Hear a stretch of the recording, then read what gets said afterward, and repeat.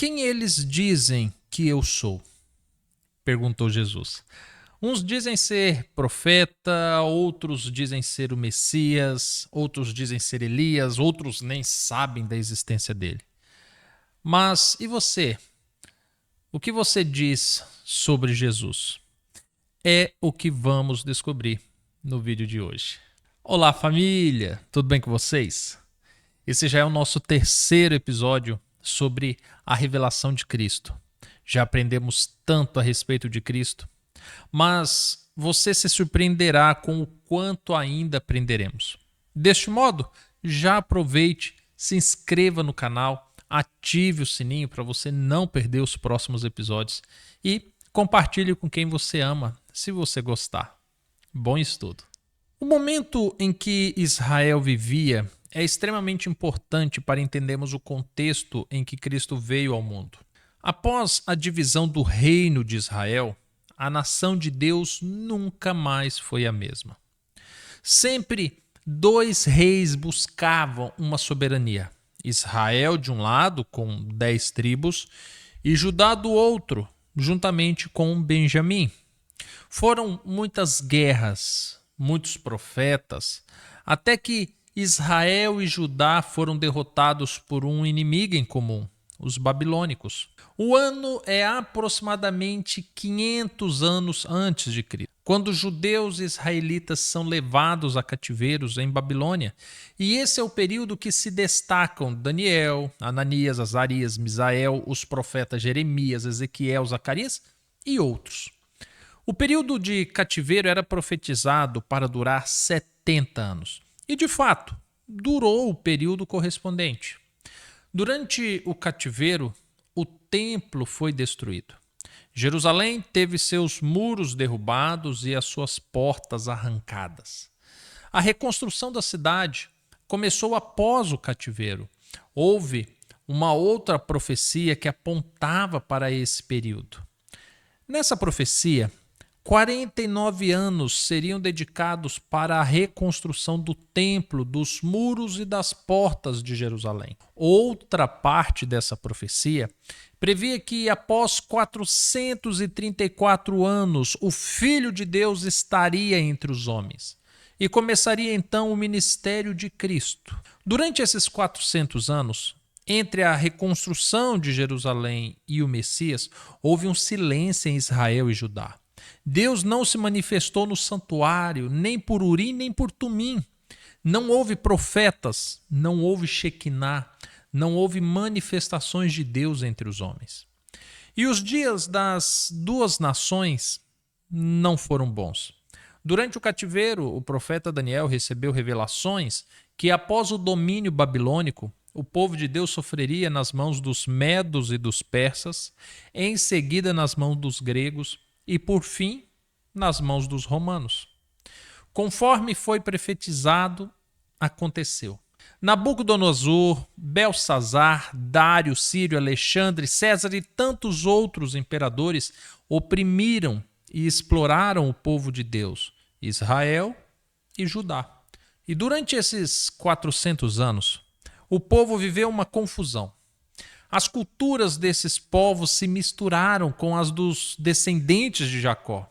Eram casamentos contrários à vontade de Deus, cuidado com os órfãos, viúvas, pobres, estrangeiros desprezados, e o santuário se tornou em um mercadão, pior que uma feira de cidade de interior. Os levitas se corromperam. Surgiram novas classes religiosas entre o povo. Os fariseus, os saduceus, os escribas e outros.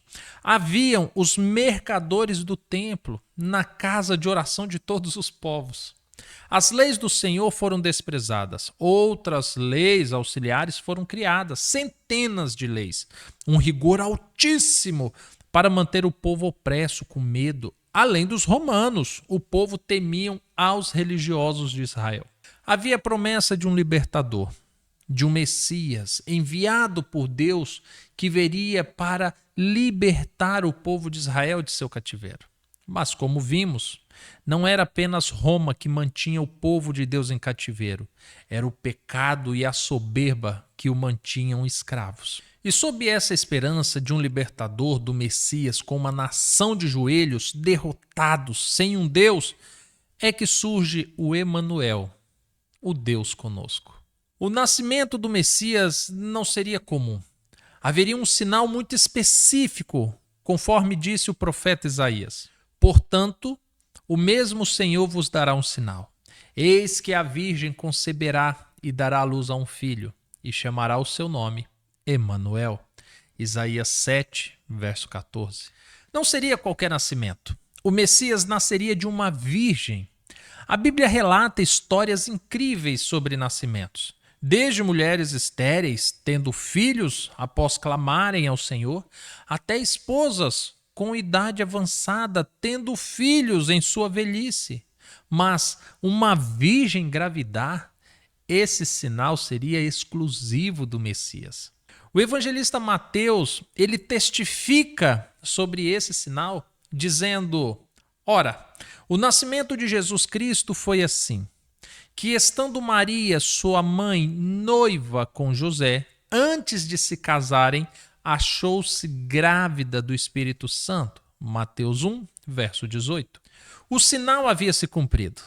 José, seu noivo até então, foi avisado por Deus por meio de um sonho, que o filho que nasceria viria de Deus, que seria o Messias prometido. Maria, sua mãe, foi informada que ela seria bendita entre todas as mulheres do mundo, pois ela daria à luz ao Filho de Deus. O nascimento de Cristo trazia ainda mais detalhes, como, por exemplo, o lugar de seu nascimento. O profeta Miqueias, há 400 anos antes do nascimento do Messias, ele profetizou assim: E tu, Belém Efrata, posto que pequena entre os milhares de Judá, de ti me sairá o que governará em Israel, e cujas origens são desde os tempos antigos, desde os dias da eternidade. Miqueias 5, verso 2. O profeta declara que nasceria um filho que já existia, que já se conhecia desde os tempos antigos, que é eterno em sua origem, que existe antes do tempo, o Pai da eternidade. Além disso, o local de seu nascimento também é revelado pelo profeta. Seria em Belém da Judeia. É por isso que Jesus afirma que a salvação vem dos judeus, pois nasceu na Judeia, conforme testificou o evangelista Mateus. Tendo Jesus nascido em Belém da Judeia, no tempo do rei Herodes, vieram uns magos do Oriente a Jerusalém. Mateus 2, verso 1. Mas o nascimento de Cristo foi tribulento, pois após nascer, alguns sábios astrônomos do Oriente viram um sinal no céu, uma estrela diferente de todas as outras. Curiosamente, descobriram que aquela estrela era um sinal que nasceria um rei em Israel. E seguiram a estrela até chegar em Jerusalém, conforme disse o profeta Balaão: Vê-lo-ei, mas não agora. Contemplá-lo-ei, mas não de perto. Uma estrela procederá de Jacó e um cetro subirá de Israel. Números 24, verso 17. Chegando lá, questionaram a Herodes onde estaria o rei dos judeus. É óbvio que Herodes ficou irado com essa história, pois ele era o rei, e isso apresentava um risco ao seu trono. Calmamente, ele pediu que buscassem nas profecias o local de seu nascimento e descobriram que seria em Belém, mas não sabiam com exatidão o lugar. Os reis prometeram que, ao achar o menino, avisariam a Herodes, mas o anjo disse a eles, depois de terem encontrado a Jesus, que não deveriam informar. E então eles fugiram. Herodes, percebendo que foi enganado, e com medo do rei dos judeus, decretou uma lei que todas as crianças de até 2 anos fossem mortas na Judéia. Mas isso também foi profetizado pelo profeta Jeremias. Assim diz o Senhor: ouviu-se um clamor em Ramá, lamentação e choro amargo. Raquel chora a seus filhos e não se deixa consolar por eles, porque já não existem. Jeremias 31, verso 15. Por causa desse decreto de morte, José e Maria tiveram que fugir para o Egito com o menino, fora da jurisdição daquele decreto. E isso também foi profetizado pelo profeta Oséias. Quando Israel era menino, eu o amei e do Egito chamei a meu filho. Oséias 11, verso 1.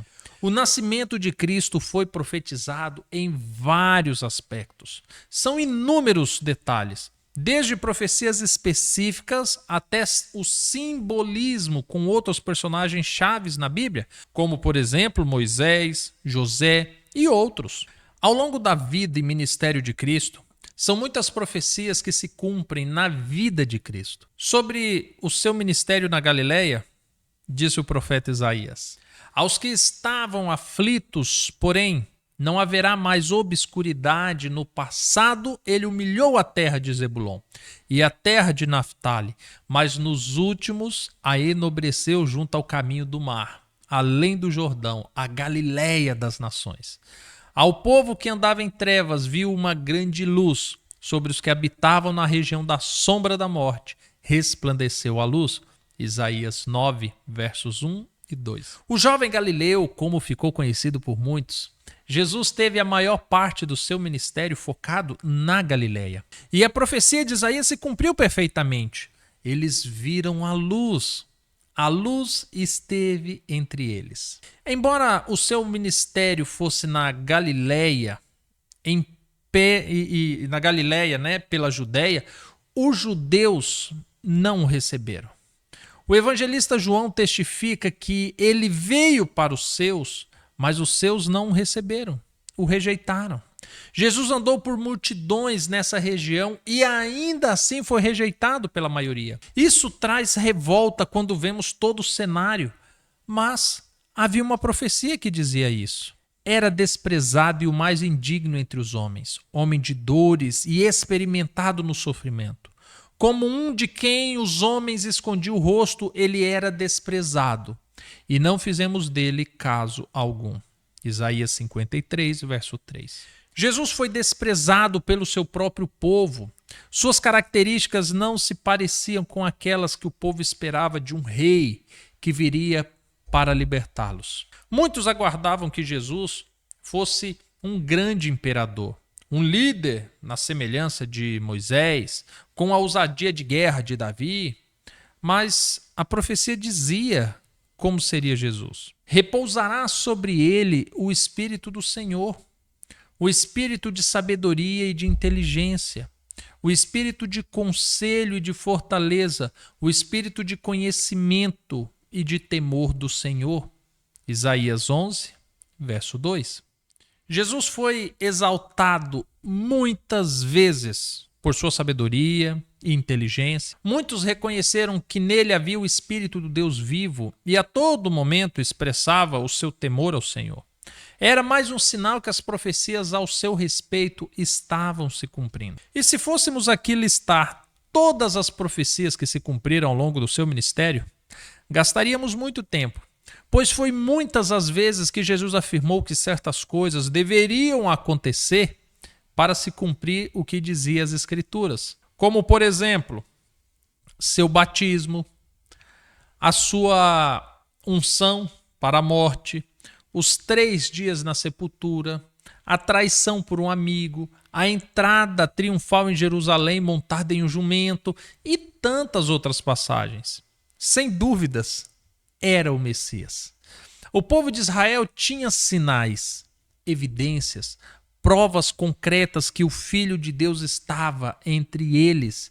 Em um determinado momento, Jesus clamou que se eles não crerem pelo que as Escrituras atestavam sobre ele, deveriam crer pelos sinais, pois não havia e nunca houve quem fizesse o que ele fez. Ressuscitou mortos. Esse sendo um recém-morto ou morto em algumas horas e até um morto que já estava cheirando mal, pois já havia morrido há alguns dias.